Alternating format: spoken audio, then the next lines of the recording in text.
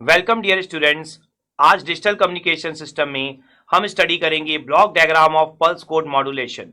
After completing this topic you will be able to recall pulse code modulation.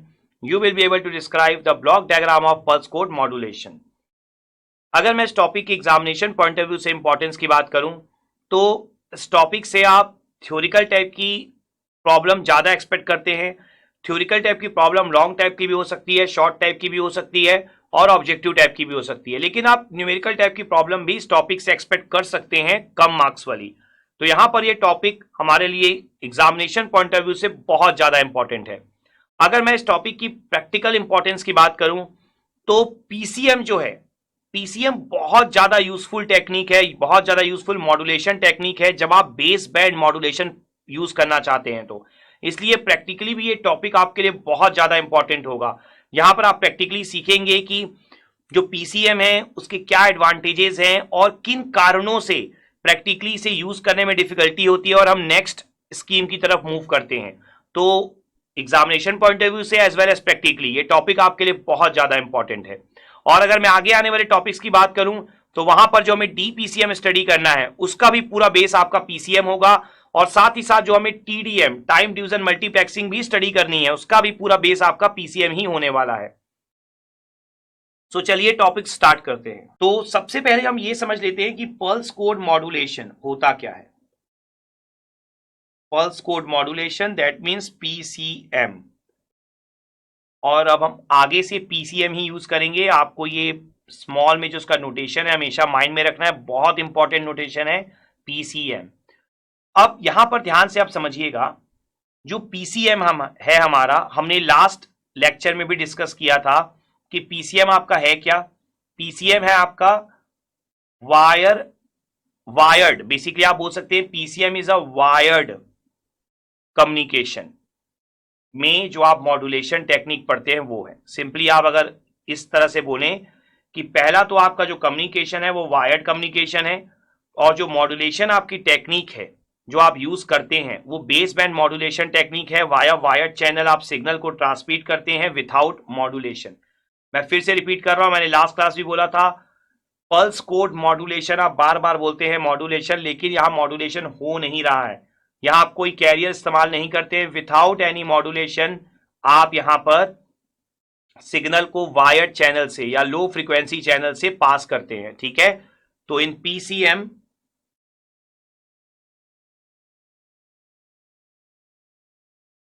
we transmit the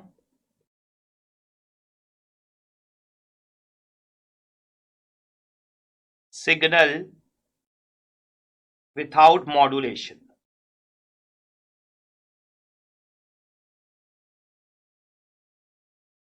via wired channel।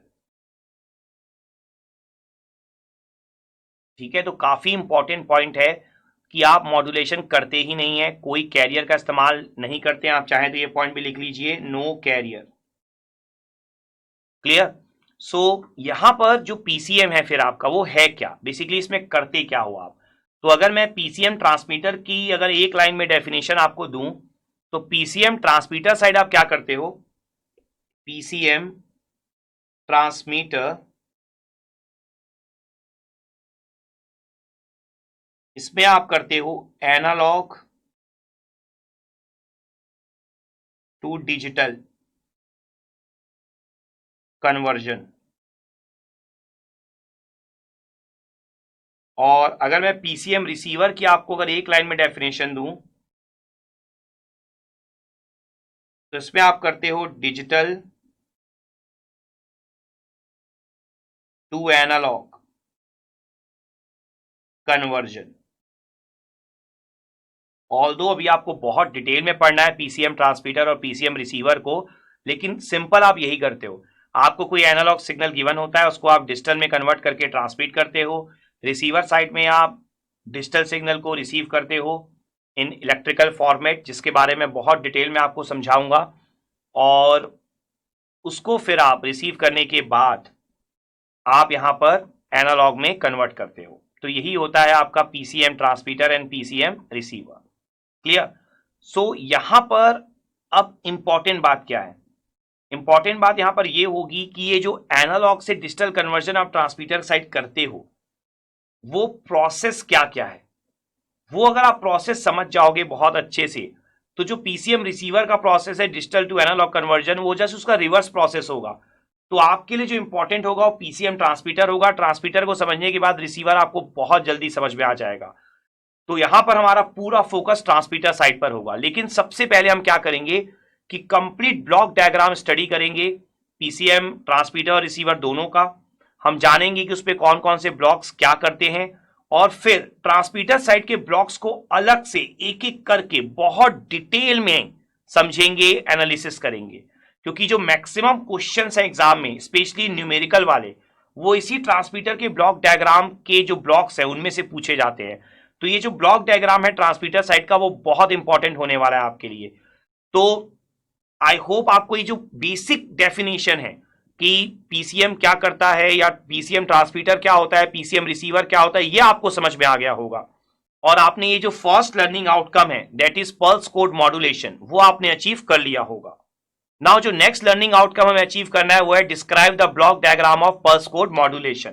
तो जैसा मैंने आपको अभी अभी बोला कि ब्लॉक डायग्राम को पहले हम यहां पर समझेंगे कि ब्लॉक डायग्राम में ट्रांसमीटर में कौन कौन से ब्लॉक हैं और रिसीवर में कौन कौन से ब्लॉक्स हैं।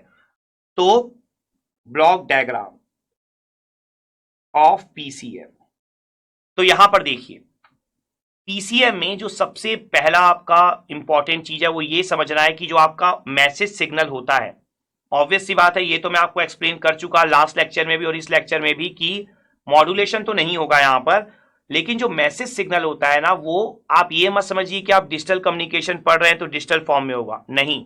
पीसीएम में जो मैसेज सिग्नल होता है वो एमटी होता है, तभी मैंने देखो लिखा है क्या है, एनालॉग टू डिजिटल कन्वर्जन। तो जो मैसेज सिग्नल है वो आपका होता है एमटी। इस एमटी को पहले आप पास करते हो लो पास फिल्टर से, और ये लो पास फिल्टर जनरली आपने जब एनालॉग कम्युनिकेशन पढ़ा है तो आपने देखा है रिसीवर साइड यूज होता है। यहां ट्रांसमीटर साइड यूज होने का रीजन क्या है, वो एक बहुत इंपॉर्टेंट रीजन है जो आप नेक्स्ट ब्लॉक्स को पढ़ लेने के बाद अपने आप समझ जाओगे, ठीक है। तो जो नेक्स्ट ब्लॉक हम यूज करते हैं वो होता है आपका सैंपलिंग, या आप इसको बोलोगे सैंपलर, क्योंकि सैंपलर एक ब्लॉक है, सैंपलर एक डिवाइस है जो सैंपलिंग परफॉर्म करेगा, जो हम डिस्कस करेंगे अभी। इसके बाद जो नेक्स्ट ब्लॉक आप यूज करते हो वो होता है आपका क्वांटाइजर, एंड क्वांटाइजर के बाद जो आप नेक्स्ट ब्लॉक यूज करते हो वो होता है आपका इनकोडर।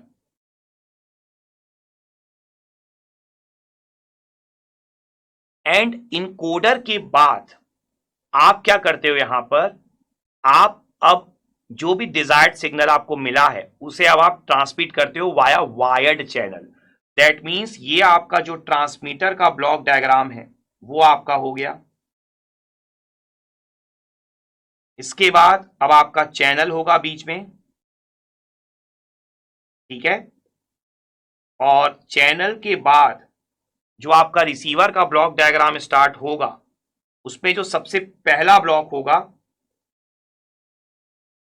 वो होगा आपका रीजनरेटिव रिसीवर, या रीजनरेटिव रिपीटर्स के नाम से भी जानते हैं, रिसीवर्स भी आप यूज कर सकते हो, रीजनरेटिव रिपीटर्स।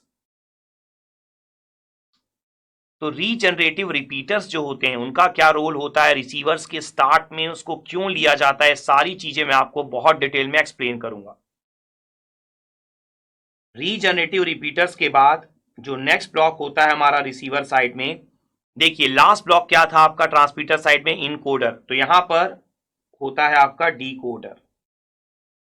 डीकोडर के बाद जो आपका ब्लॉक यहां पर होता है, देखिए आइडली होना चाहिए डी क्वांटाइजर, लेकिन यहां पर डी क्वांटाइजेशन नहीं होता है, उसका रीजन भी मैं आपको बहुत डिटेल में एक्सप्लेन करूंगा। तो लास्ट ब्लॉक आपका सीधा सीधा आप यूज करते हो लो पास फिल्टर का, और ये जो लो पास फिल्टर आपका होता है ये बेसिकली डी सैंपलिंग भी परफॉर्म करता है, तो ये भी मैं आपको बहुत डिटेल में एक्सप्लेन करूंगा। तो यहां पर अगर हम ब्लॉक का सीक्वेंस देखें तो इस तरीके से आपका सिग्नल आगे बढ़ता जाएगा, फिर वाया चैनल होके कहां पहुंचेगा, रिसीवर में, रिसीवर के बाद फिर इस तरीके से आगे बढ़ते हुए आपको आउटपुट मिल जाएगा। ठीक है, तो ये जो आपका ब्लॉक है यहां से लेकर यहां तक का, ये आपका ब्लॉक किसका हो गया यहां पर, रिसीवर का। ठीक है, तो ये आपने ट्रांसमीटर साइड शो कर दिया, चैनल शो कर दिया और आपने रिसीवर शो कर दिया। तो जैसा मैंने आपको स्टार्ट में बोला कि ट्रांसमीटर के जो ब्लॉक्स हैं वो बहुत इंपॉर्टेंट है, इन सारे ब्लॉक्स को हमें बहुत डिटेल में समझना है। लेकिन अभी मैं आपको यहां पर कंप्लीट ब्लॉक डायग्राम एक्सप्लेन करने वाला हूं बहुत ब्रीफ में, कि बेसिकली पीसीएम में आप करते क्या क्या हो। लेकिन उसके बाद आने वाले लेक्चर्स में हम एक एक ब्लॉक को ट्रांसमीटर साइड के, लाइक सैम्पलिंग, सैम्पलर जिसका काम है सैम्पलिंग करना, क्वांटाइजर जिसका काम है क्वांटाइजेशन करना, इनकोडर, रीजनरेटिव रिपीटर्स, ये सारे ब्लॉक को हम बहुत डीप में जाकर स्टडी करेंगे। इनके टाइप्स क्या होते हैं, इनमें प्रोसेस क्या होते हैं, इनमें इंपॉर्टेंट पॉइंट्स क्या होते हैं, सब कुछ डिस्कस करेंगे। लेकिन अगर मैं अभी अब आपको ब्रीफ में बताऊं तो यहां पर जो फर्स्ट ब्लॉक है लो पास फिल्टर, इसका यूज अभी के लिए आपके लिए सिर्फ इतना होगा कि ये मैसेज सिग्नल की जो फ्रीक्वेंसी है उसको लिमिट करता है। ठीक है, पर क्यों लिमिट करता है ये आप सैम्पलर पढ़ने के बाद ही समझ पाओगे आगे आने वाले लेक्चर्स में। तो मैं यहां पर वन बाय वन एक एक ब्लॉक का पहले आपको मीनिंग बता देता हूं ब्रीफ में। तो low pass filter, it limits the message signal frequency. देखिए लो पास फिल्टर का रूल तो हमें पता ही है कि वो क्या होता है, आपका लो फ्रीक्वेंसी को पास करता है। तो अभी के लिए आप ये समझ सकते हैं, मान लीजिए मेरा टारगेट है कि मैं 5 किलोहर्ट्ज से ऊपर वाला मैसेज नहीं लेना चाहता, तो लो पास फिल्टर क्या करेगा, उसकी कट ऑफ फ्रीक्वेंसी हम 5 किलोहर्ट्ज सेट कर देंगे। तो अगर मैसेज मान लीजिए 6 किलोहर्ट्ज तक का भी होगा तब भी 5 किलोहर्ट्ज तक का ही पास होगा। बस it limits the message signal frequency. क्यों किया जाता है ये मैं आपको एक्सप्लेन करूंगा आगे। नेक्स्ट ब्लॉक है हमारा सैम्पलर। तो यहां पर सैम्पलर जो आपका ब्लॉक होता है उसको समझना अगर आप चाहते हो या सारे ब्लॉक्स को समझना चाहते हो तो मैं साथ साथ ना एक एग्जांपल लेता चलता हूं। ठीक है, उस एग्जांपल के थ्रू आपको बहुत आसान लगेगा समझना। तो देखिए लो पास फिल्टर का जो आउटपुट है वो आपका ऑब्वियस सी बात है मैसेज सिग्नल ही होगा।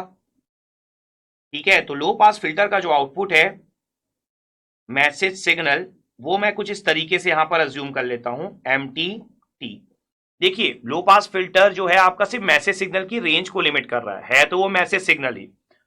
तो मान लीजिए मैं कुछ इस तरीके से ले रहा हूं, ये है आपका एक MT। ठीक है, MT मींस कंटिन्यूअस सिग्नल। तो अब ये जो MT है ये कहां जाएगा, अब सैम्पलर में जाएगा। सैम्पलर क्या करता है तो पहले हम डिस्कस कर लेते हैं कि सैम्पलर का रोल क्या है।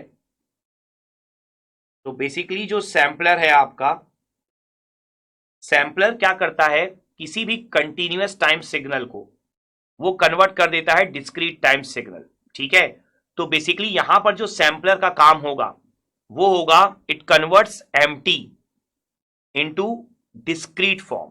ठीक है, तो it converts MT into discrete form. इसका मीनिंग क्या होता है, इसलिए मैं एग्जांपल शो कर रहा हूं ताकि आपको मीनिंग जो है वो साथ साथ में क्लियर होते चले। तो बेसिकली जो सैम्पलिंग प्रोसेस होता है, जैसा मैंने आपको बोला कि आगे जाकर आप बहुत डिटेल में पढ़ने वाले हो, लेकिन फिर भी अगर मैं आपको सैम्पलिंग प्रोसेस बताऊं तो ये होता क्या है, T इक्वल टू NTS, जहां पर जो आपका N होता है वो होता है डिस्क्रीट टाइम, T तो हमें पता ही है कंटिन्यूअस टाइम होता है, इसके साथ ही साथ जो TS होता है वो होता है सैम्पलिंग इंटरवल या सैम्पलिंग टाइम भी आप बोल सकते हैं। तो यहां पर होता क्या है बेसिकली कि जैसे आप सिग्नल एंड सिस्टम में स्टडी करते हैं कि कंटिन्यूअस टाइम सिग्नल लाइक आपका हर एक टाइम पर एम्पलीट्यूड डिफाइंड है, डिस्क्रीट टाइम सिग्नल मतलब कुछ स्पेसिफिक टाइम पर ही एम्पलीट्यूड डिफाइन होता है, मतलब सैंपल्स के फॉर्म में आप बना देंगे। तो यहां पर जो आपका सैंपलर आउटपुट होगा, सैंपलर आउटपुट वो कुछ इस तरीके से हो जाएगा आपका। आप देखिए यहां पर आप लिखेंगे T की जगह NTS, तो यहां भी क्या हो जाएगा MNTS। अब इसके बाद देखिए जहां जहां कंटिन्यूअस में देखिए डायरेक्ट एम्पलीट्यूड आपको दिखाई दे रहा था कंटिन्यूअसली, यहां पर आपका क्या होते चले जाएंगे, इंपल्स बनते चले जाएंगे। ठीक है, तो देखिए आप चाहें तो इस तरीके से ऐसी लाइन खींच दीजिए ताकि आपको इंपल्स बनाने में आसानी हो। तो देखिए इंपल्स आपके कुछ इस तरीके से बन जाएंगे।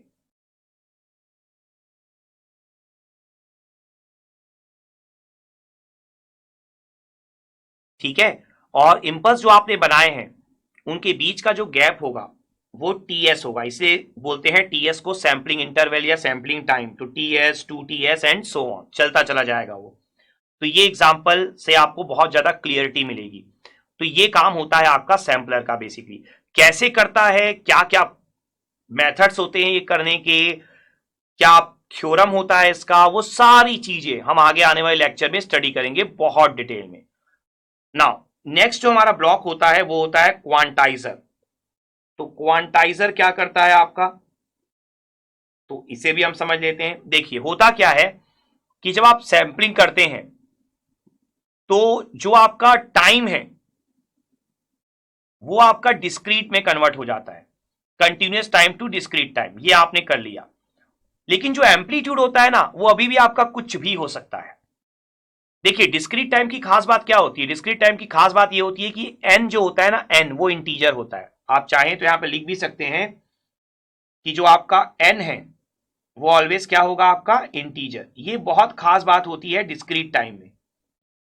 लेकिन एम्पलीट्यूड के बारे में आप ऐसा कुछ नहीं बोल सकते, एम्पलीट्यूड कुछ भी हो सकता है। तो एम्पलीट्यूड जो होता है, क्वांटाइजर क्या करता है, जो सैंपलर आउटपुट है, ठीक है, जो सैंपलर आउटपुट है, क्वांटाइजर क्या करता है, उसके एम्पलीट्यूड को राउंड ऑफ कर देता है।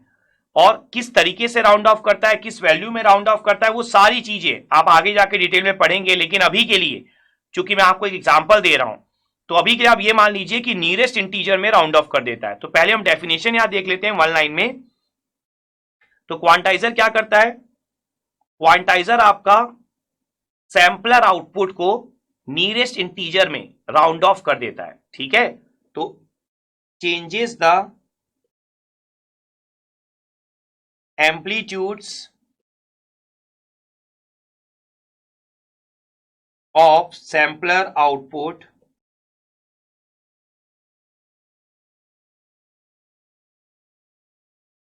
तो यहां पर बेसिकली करता क्या है कि जो आपके एम्पलीट्यूड्स होते हैं सैंपलर आउटपुट के, उनको वो बेसिकली चेंज करता है। चेंज होगा इंटीजर में ही चेंज होगा कि और कैसे चेंज होगा, ये सारी चीजें हम आगे जाकर लर्न करेंगे कि प्रोसेस क्या होता है। लेकिन अभी के लिए आप सिर्फ इतना समझ के चलिए कि ये चेंज कर देता है जो सैंपलर आउटपुट के जो एम्पलीट्यूड्स होते हैं उनको इंटीजर में।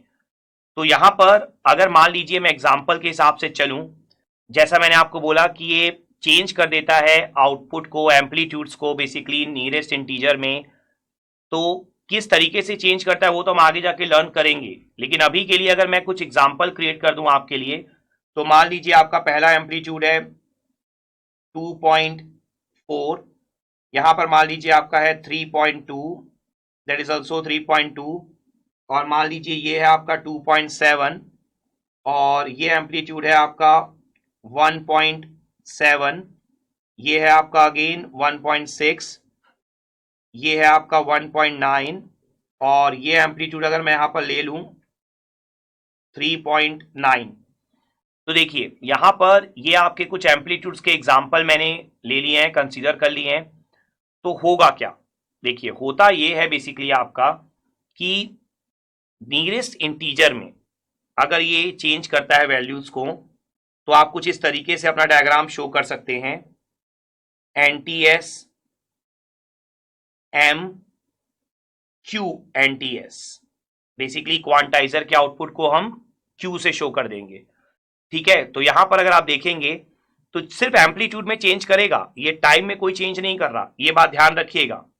तो यहां पर नियरेस्ट इंटीजर में अभी के लिए मैं राउंड ऑफ कर रहा हूं, तो मैं यहां पे क्या लिख सकता हूं, 2.4 का नियरेस्ट 2 ही होगा। पर ध्यान रखिएगा ऐसा कुछ होता नहीं है कि नियरेस्ट इंटीजर में ही करना है, इसके लिए प्रॉपर एक प्रोसेस होता है।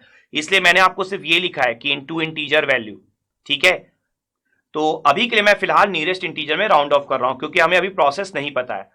नाउ 3.2 किस में चेंज हो जाएगा, 3 में, अगेन 3.2 आपका 3 में चेंज होगा, 2.7 भी नियरेस्ट इंटीजर आप चाहें तो 3 में चेंज कर सकते हैं, 1.7 को आप चेंज कर सकते हैं अगेन 2 में, 1.6 को भी आप 2 में चेंज कर सकते हैं, 1.9 को भी आप 2 में चेंज कर सकते हैं, और जो 3.9 वाला है आपका उसको आप किस पे चेंज कर सकते हैं, यहां पर उसको आप चेंज कर सकते हैं यहां पर 4 में। तो इस बात को अगर आप समझेंगे ध्यान से तो आपने ये किया क्यों, ये पॉइंट अगर आपके पास क्लियर होगा तो आपको आगे जाकर कोई भी प्रोसेस समझने में कोई प्रॉब्लम नहीं आएगी। अगर आप नंबर ऑफ सैंपल्स काउंट करें पहले तो देखिए कितना है, 1 2 3 4 5 6 7 8, ठीक है। अब अगर आप काउंट करें तो बोलेंगे क्यों काउंट करें, सेम ही तो है, आपने सेम सैंपल बनाए यहां पर, बिल्कुल नहीं। नंबर ऑफ सैंपल काउंट करने का मतलब था नंबर ऑफ डिफरेंट एम्पलीट्यूड्स। तो आप बोल सकते हैं कि 3.2 वहां पर मैंने सेम लिया है तो 7 सैंपल मान लीजिए, तो 7 अगर डिफरेंट एम्पलीट्यूड्स है मेरे पास, सैंपल तो 8 ही है लेकिन डिफरेंट एम्पलीट्यूड 7 है पहले एग्जांपल में, मतलब सैंपलर के आउटपुट में, लेकिन जो क्वांटाइजर आउटपुट है वहां पर अगर आप चेक करेंगे सैंपल तो 8 ही है लेकिन जो डिफरेंट एम्पलीट्यूड है वो सिर्फ 3 है। तो होता क्या है बेसिकली कि क्वांटाइजर के बाद आपको करना होता है इनकोडिंग। अब इनकोडिंग कैसे की जाती है, अगर आपको डिजिटल लॉजिक या डिजिटल इलेक्ट्रॉनिक्स का थोड़ा बहुत नॉलेज भी है तो आप समझ जाओगे इनकोडिंग का मतलब क्या है। देखिए होता क्या है कि हर एक सैंपल को एड्रेस दिया जाता है बिट्स वाइज, हर एक सैंपल को कोडिंग की जाती है बिट्स वाइज। तो देखिए अगर 2 बिट है मेरे पास टोटल, समझिएगा इस बात को, 2 बिट है, तो अगर आपको डिजिटल में बेसिक काउंटिंग आती है तो आपको ये पॉइंट बहुत अच्छे समझ में आएगा। 2 बिट मान लीजिए है तो क्या लिख सकते हो आप, 0 0 0 1 1 0 और 1 1, यही हमारी काउंटिंग होती है। 2 बिट से सिर्फ 4 कॉम्बिनेशन बनते हैं, या तो 0 0 होगा, या तो 0 1, या तो 1 0, या तो 1 1 होगा, ठीक है। 1 बिट से कितना कॉम्बिनेशन बनता है, 2, या तो 0 या तो 1, 1 बिट है भाई, या तो 0 होगी या तो 1 होगी। 3 बिट से कितना बनता है, 8, 0 0 0 से लेकर 1 1 1 तक। तो इस बात को आप समझिए कि अगर आपको हर एक डिफरेंट एम्पलीट्यूड वाले सैंपल को अलग अलग कोड प्रोवाइड करना है तो ऊपर आपके 7 डिफरेंट एम्पलीट्यूड वाले सैंपल थे तो आपको यहां पर मिनिमम 3 बिट चाहिए होती इनकोडर में। क्यों, अगर जब 2 बिट होती है तो मैक्सिमम कितने कोड जनरेट कर सकते हो आप, 4, तो आप सिर्फ 4 ही सैंपल को, 4 अलग अलग वैल्यू वाले सैंपल को ही आप कोडिंग कर पाते, बाकी के सैंपल्स को आप कोडिंग नहीं कर पाते। लेकिन अगर आप नीचे देखोगे तो आपके टोटल डिफरेंट एम्पलीट्यूड वाले सैंपल है 3, तो यहां पर आपका 2 बिट से काम चल जाएगा, क्योंकि 2 बिट से 4 कॉम्बिनेशन जनरेट होते हैं, 1 बिट से 2 होते हैं, तो 1 बिट से काम नहीं चलता, लेकिन 2 बिट से 4 हो जाते, तो यहां पर आप 2 बिट से बात बना सकते थे। तो इसका मतलब क्या है, इसका मतलब यह है कि क्वांटाइजर प्रोसेस इसलिए किया जाता है ताकि आप इनकोडर की नंबर ऑफ बिट्स को रिड्यूस कर सको, ठीक है। मींस आप ऐसा इनकोडर यूज कर सको जो कम बिट वाला हो। अगर आप इनकोडर की नंबर ऑफ बिट्स बहुत ज्यादा बढ़ा दोगे या ऐसा इनकोडर यूज करोगे जिसमें नंबर ऑफ बिट्स बहुत ज्यादा हो तो आप आगे जाकर स्टडी करोगे, अभी तो आपको प्रोसेस नहीं पता लेकिन आगे जाकर स्टडी करोगे, इसके बहुत बड़े बड़े डिसएडवांटेजेस हैं। तो इनकोडर की बिट्स कम हो या आप कम बिट वाला इनकोडर यूज कर पाओ, इसके लिए आप क्या यूज करते हो, आप यूज करते हो क्वांटाइजेशन प्रोसेस। तो यहां पर हम क्या करते हैं, इनकोडर की बिट्स को नाम दे देते हैं n, ठीक है। तो आप क्या लिखोगे, quantization is used to reduce the number of bits per sample, मतलब हर एक सैंपल में जितनी बिट्स आप यूज करोगे उसको रिड्यूस करने के लिए, और अगर आप चाहो तो लिख सकते हो इनकोडर बिट्स।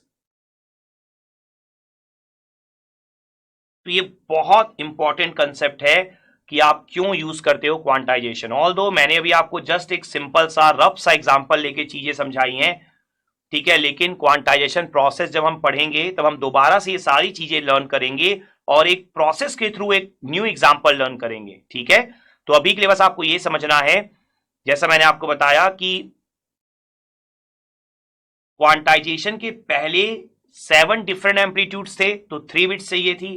क्वांटाइजेशन के बाद 3 डिफरेंट एम्पलीट्यूड्स थे तो 2 बिट में बात बन जाती। तो क्वांटाइजेशन करने से नंबर ऑफ बिट्स आप रिड्यूस कर सकते हो इनकोडर की, that means number of bits पर सैंपल। नाउ क्वांटाइजेशन के साथ साथ ही एक्चुअली मैंने आपको इनकोडर एक्सप्लेन कर दिया है। इनकोडर मतलब हर एक सैंपल को कोड करना, लेकिन फिर से मैं आपको एक लाइन में एक्सप्लेन यहां पर कर देता हूं। तो नेक्स्ट ब्लॉक हमारा क्या है, इनकोडर। बेसिकली आप क्या बोल सकते हो, इट इनकोड्स द सैंपल्स। ठीक है, तो ये बेसिकली सैंपल्स को इनकोड करता है।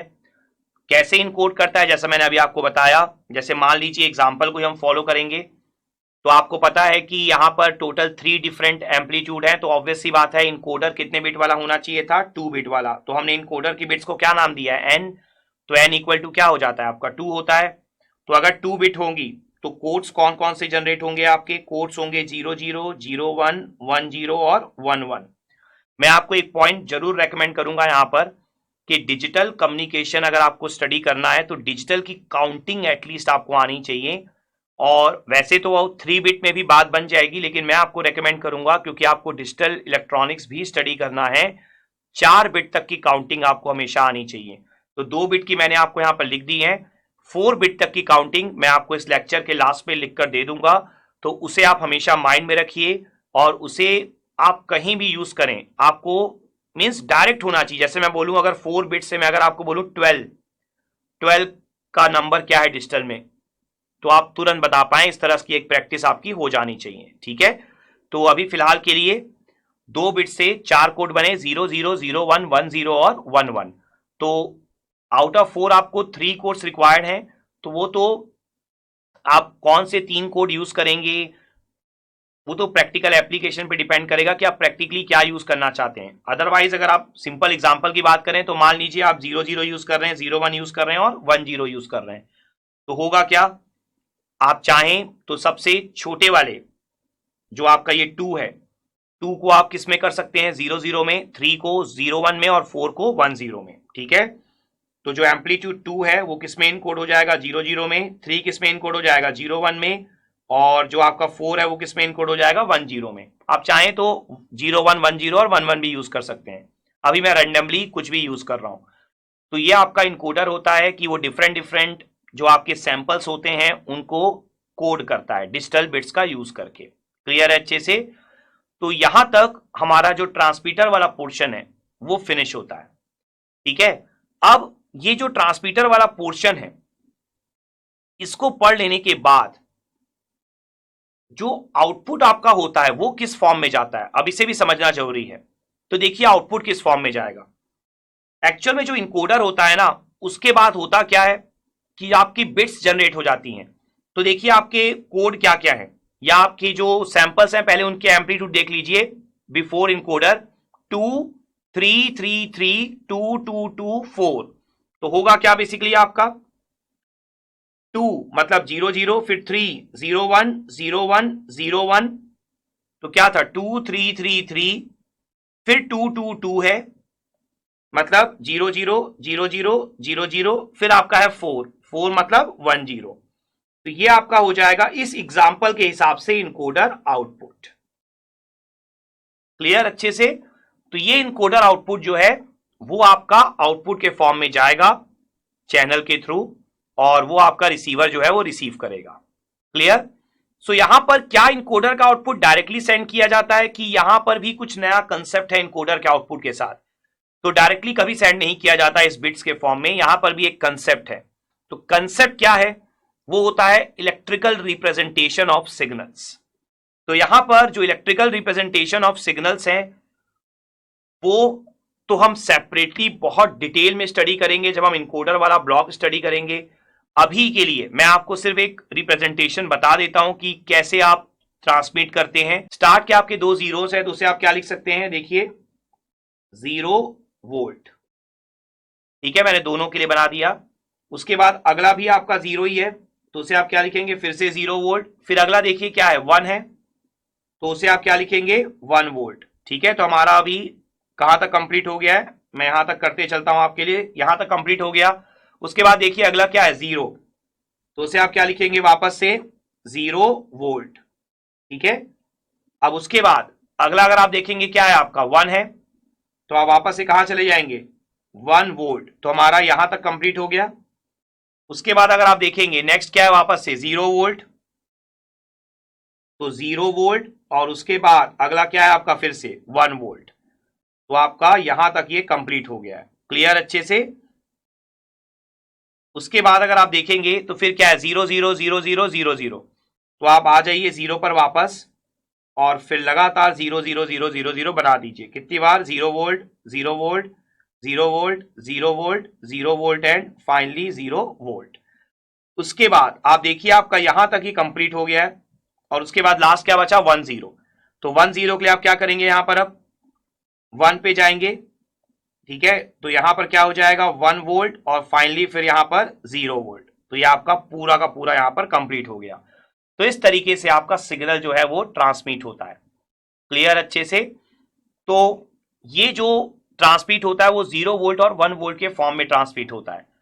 अब जो नेक्स्ट हमारा ब्लॉक है वो अब आपको समझना होगा, वो आपका होता है रीजनरेटिव रिपीटर, जो चैनल के बाद आपका फर्स्ट ब्लॉक आता है।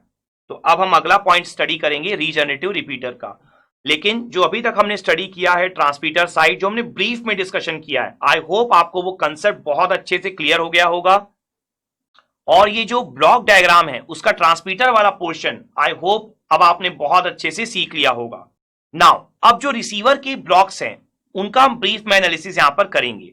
तो देखिए होता क्या है, होता यह है कि जब ये जो आपका इनकोडर आउटपुट है, जब ये वाया चैनल ट्रांसमिट करता है तो इसमें प्रॉब्लम आती है। वो प्रॉब्लम क्या होती है मैं यहां पर आपको एक्सप्लेन करता हूं। देखिए हो सकता है कि ये जो आउटपुट है आपका, ये कुछ इस तरीके से आया जरूर, लेकिन चैनल से पास होने पर ये थोड़ा सा डिस्टॉर्ट हो गया। ठीक है, मींस एग्जैक्ट शेप में आपको नहीं मिला। तो जो स्टार्ट में हम रीजनरेटिव रिपीटर लगाते हैं, कैसे काम करता है वो मैं आपको बाद में डिस्कस करूंगा, जब मैं एक एक ब्लॉक को बहुत डिटेल में एक्सप्लेन करूंगा। लेकिन अभी के लिए रीजनरेटिव रिपीटर का काम क्या होता है कि जब चैनल के बाद जो आपका इनकोडर का आउटपुट था, जब चैनल के बाद वो रिसीवर को रिसीव होता है, तो उसमें अगर कोई डिस्टॉर्शन आता है तो रीजनरेटिव रिसीवर जो होता है उस डिस्टॉर्शन को क्या करता है, रिमूव करता है। तो जो अगला ब्लॉक हमारा होगा वो होगा रीजनरेटिव रिपीटर का। ये क्या करता है आपका, it removes any distortion present in received signal. Again ये कैसे रिमूव करता है, इसका प्रोसेस क्या होता है, मैं आपको प्रॉपर एक एग्जांपल के साथ, जब हम लोग प्रॉपर प्रोसेस पढ़ेंगे, प्रॉपर प्रोसेस से जब हमारा प्रॉपर आउटपुट निकलेगा, तो उस आउटपुट का यूज करते हुए, उस एग्जांपल का यूज करते हुए मैं आपको शो करूंगा कि रीजनरेटिव रिपीटर जो है आपका वो किस तरीके से डिस्टॉर्शन को क्या करता है, रिमूव करता है। ठीक है, तो अभी के लिए आपको बस ये माइंड में रखना है कि removes any distortion present in the received signal. तो रीजनरेटिव रिपीटर के बाद आप क्या एक्सपेक्ट करते हो कि जो सिग्नल ट्रांसमिट हुआ था वो आपको मिल गया। ठीक है, तो रीजनरेटिव रिपीटर का जो आउटपुट होगा वो क्या मिल जाएगा आपको, वो कुछ इस तरीके से आप एक्सपेक्ट कर सकते हो कि एग्जैक्ट सिग्नल आपको यहां पर मिल रहा है जो आपने ट्रांसमिट किया था। ठीक है, तो ये आपको मिल गया रीजनरेटिव रिपीटर का आउटपुट। नाउ उसके बाद रीजनरेटिव रिपीटर्स के बाद अगर आप देखोगे तो नेक्स्ट ब्लॉक है आपका डीकोडर। तो डीकोडर, आप इनकोडर से क्या करते थे, इनकोड, तो डीकोडर से आप क्या करोगे, डीकोड। सिंपली आप ये लिख सकते हो, it performs the reverse operation of,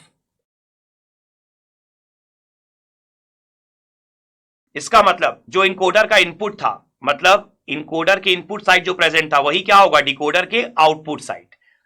ठीक है ना, इनकोडर ने अपने इनपुट को आउटपुट में कन्वर्ट किया था, अब क्या करना है डिकोडर को, जो इनकोडर का आउटपुट है अब वो वापस से कन्वर्ट हो जाएगा जो इनकोडर के इनपुट में है।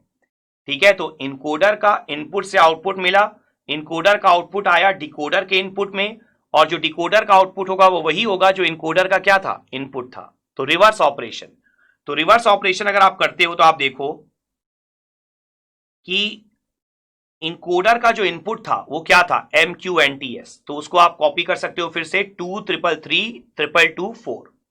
तो यहां पर जो डिकोडर का आउटपुट होगा वो कितना हो जाएगा आपका, MQNTS हो जाएगा वापस से। तो क्या आ जाएगा आपका 2, तो ये आपका आ जाएगा। तो इस तरीके से डिकोडर का जो आउटपुट होगा वो आपका क्या हो जाएगा, जो क्वांटाइजर का आउटपुट था, दैट मींस इनकोडर का इनपुट था। तो ये आपने रिवर्स ऑपरेशन कर लिया। उसके बाद देखिए रिसीवर में अब डायरेक्टली लो पास फिल्टर है, लेकिन ट्रांसमीटर में आपका इनकोडर के पहले क्वांटाइजर था। तो यहां पर क्वांटाइजर क्यों नहीं है या डी क्वांटाइजर क्यों नहीं है, ये एक बहुत इंपॉर्टेंट सवाल है।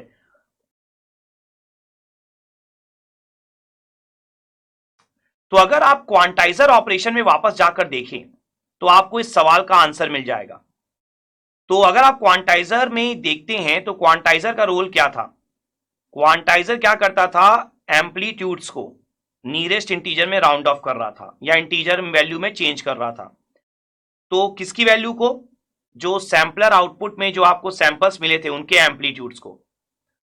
तो देखिए आप मुझे ये बताइए, मैं अगर आपसे एक क्वेश्चन पूछूं कि मान लीजिए आपके पास कोई डिफरेंशिएटर है, ऐसा सिस्टम जो डिफरेंशिएट करता है, ठीक है, मैं अगर बोलूं उस डिफरेंशिएटर का आउटपुट 0 है तो उसका एग्जैक्ट इनपुट क्या होगा आप बताइए। तो आप बोलेंगे कोई कांस्टेंट होगा, मैं बोलूं नहीं, आप मुझे एग्जैक्ट इनपुट ही बताइए, कौन सी कांस्टेंट वैल्यू थी। तो आप बोलेंगे ये कैसे पॉसिबल है, वो तो कोई भी कांस्टेंट हो सकता है, 2 हो सकता है, 3 हो सकता है, 4 हो सकता है, किसी भी कांस्टेंट का डिफरेंशिएशन करेंगे तो आउटपुट 0 होगा। आप नहीं बता सकते। अगर मैं आपको बोलूं कोई स्क्वायरिंग सिस्टम है उसका आउटपुट 4 है, आप बताइए इनपुट क्या है। तो आप बोलेंगे +2 भी हो सकता है, -2 भी। मैं पर आपको बोलूं आप एग्जैक्ट इनपुट बताइए, +2 था कि -2, तो आप नहीं बता सकते। कुछ भी हो सकता था, +2 भी हो सकता था या -2 भी। सेम कंडीशन यहां पर है। आपने क्या किया है, आपने राउंड ऑफ किया है नीरेस्ट इंटीजर में इस एग्जांपल के हिसाब से। अलग एग्जांपल में अलग प्रोसेस होगा, जब प्रोसेस सीखेंगे तो वो अलग चीज होगी, लेकिन होगा तो वहां पर भी राउंड ऑफ ही। तो अगर मान लीजिए आप नीरेस्ट इंटीजर में राउंड ऑफ करते हैं, ऐसा कोई प्रोसेस है जो आपने यहां पर फॉलो किया था, तो आपने क्वांटाइजर के आउटपुट को लिखा है 2, पहले आउटपुट को। अब आपको क्या पता कि वो 2.1 था जिसको आपने 2 लिखा है कि 2.2 था जिसको आपने 2 लिखा है, तो उसका रिवर्स ऑपरेशन कर पाना इंपॉसिबल है। अब आपने लिखा है 3, तो आप तो नीरेस्ट इंटीजर ले रहे हैं, तो हो सकता है आपने 2.9 को 3 लिख दिया हो, या हो सकता है आपने 3.3 को 3 लिखा हो, या हो सकता है 3.2 को 3 लिखा हो, आपको क्या पता है। फिर देखिए लास्ट आपने 4 लिखा है, हो सकता है आपने 4.4 को 4 लिखा हो सकता है आपने 3.7 को 4 लिखा हो। तो आप बता नहीं सकते ना कि आपने किसको लिखा है 4 या किसको लिखा है 2 या किसको लिखा है 3। अब देखिए बीच में तीनों 3 है, तो आपको क्या पता, अगर आप वहां चेक भी करो तो 3.2, 3.2 और 2.7 है, और तीनों की वैल्यू 3 है, तो आप कैसे उसका रिवर्स कर सकते हो। तो इसका रिवर्स कर पाना बिल्कुल क्या है, इम्पॉसिबल है। इसलिए क्वांटाइजर का रिवर्स ऑपरेशन पॉसिबल नहीं होता, इसलिए आप डी क्वांटाइजेशन ब्लॉक यूज नहीं करते हो। तो यहां पर आप एक बहुत इंपॉर्टेंट नोट भी लिख सकते हो कि रिवर्स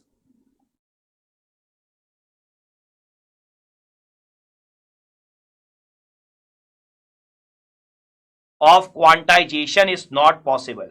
ठीक है, तो क्वांटाइजेशन जो होता है वो एक सिंगल डायरेक्शन प्रोसेस है, उसका रिवर्स कर पाना बिल्कुल भी पॉसिबल नहीं होता। इसको आप और भी डिटेल में बाद में स्टडी करोगे, लेकिन रीजन हमेशा यही रहता है क्वांटाइजेशन को रिवर्स आप क्यों नहीं कर सकते हो। ठीक है, इसलिए आपको डी क्वांटाइजेशन नाम का कोई ब्लॉक दिखाई नहीं देता है रिसीवर में।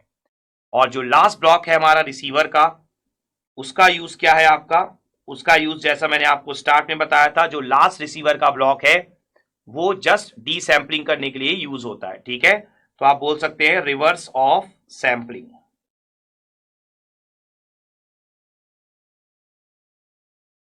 तो रिवर्स ऑफ जब सैंपलिंग आप करते हैं तो आपको फाइनली यहां पर एम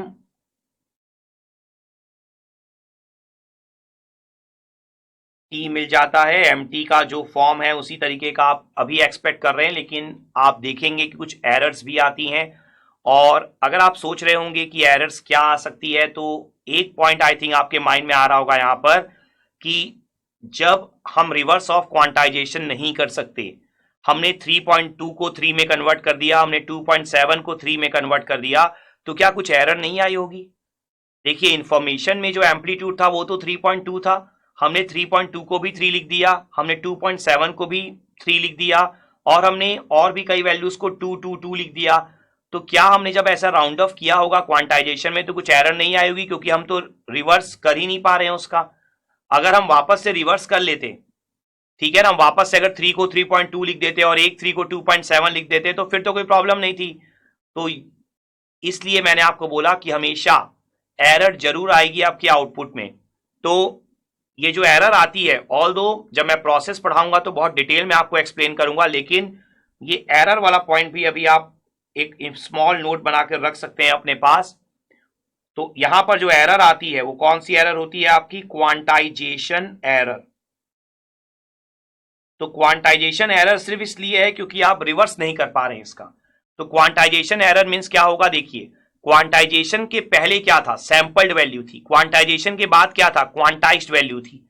तो क्वांटाइजेशन के इनपुट में जो वैल्यूज थी और क्वांटाइजेशन के आउटपुट में जो एम्पलीट्यूड्स हैं, दोनों का अगर आप सब्ट्रैक्शन कर दो तो आपको क्या मिल जाएगा? Quantization error. तो इसका फॉर्मूला आप क्या लिखते हो? Sampled values minus quantized values. तो ये एक बहुत इंपॉर्टेंट नोट है आपके लिए कि क्वांटाइजेशन एरर हमारी क्या होती है। अगेन जब हम लोग प्रोसेस पढ़ेंगे तो बहुत डिटेल में जाके इन चीजों को एक्सप्लेन करेंगे, सीखेंगे एक प्रोसेस के साथ, एक प्रॉपर एग्जांपल के साथ। लेकिन अभी के लिए ये पॉइंट भी आपके माइंड में होना चाहिए कि पीसीएम में हमेशा आपकी क्वांटाइजेशन एरर आएगी। तो आई होप आपको ये जो रिसीवर साइड का ब्लॉक डायग्राम भी है वो बहुत अच्छे से यहां पर क्लियर हो गया होगा। और ट्रांसमीटर और रिसीवर के ब्लॉक डायग्राम को बहुत अच्छे से पढ़ लेने के बाद आई होप ये जो block diagram of pulse code modulation है, सेकेंड लर्निंग आउटकम, वो भी आपने बहुत अच्छे से यहां पर अचीव कर लिया होगा। I hope you have achieve the following learning outcome, that is now you are able to recall pulse code modulation. So basically जो हमने पल्स कोड मॉड्यूलेशन की बेसिक डेफिनेशन देखी, बेसिक डिस्क्रिप्शन देखा कि पल्स कोड मॉड्यूलेशन होता क्या है, इसमें आप सिग्नल को विथआउट मॉड्यूलेशन कैसे ट्रांसमिट करते हो। तो आई होप आपको ये सारे कंसेप्ट बहुत अच्छे से क्लियर हो गए होंगे। Now you are able to describe the block diagram of pulse code modulation. So basically जो हमने ब्लॉक डायग्राम एनालिसिस किया पल्स कोड मॉड्यूलेशन का एक सिंपल से एग्जांपल के साथ, आई होप आपको पूरा ब्लॉक डायग्राम बहुत अच्छे से समझ में आ गया होगा। और जो ट्रांसमीटर साइड के एक एक ब्लॉक्स थे और जो रिसीवर साइड के एक एक ब्लॉक्स थे वो आपको बहुत अच्छे से यहां पर क्लियर हो गए होंगे। नाउ इसके बाद आपको दो और एक्सरसाइज करनी है, LRQ एंड PSM। LRQ में मेनली थ्योरिकल टाइप की प्रॉब्लम्स होंगी। आई होप अब ये प्रॉब्लम्स आप खुद से सॉल्व कर पाओगे। और PSM में कुछ प्रॉब्लम्स मैं सॉल्व करूंगा और कुछ प्रॉब्लम्स आप सॉल्व करोगे। एंड आई होप ये सारी एक्टिविटीज कर लेने के बाद अब आपको ये टॉपिक और भी अच्छे से क्लियर हो जाएगा। Now look at the feedback exercise and provide any other input that you have.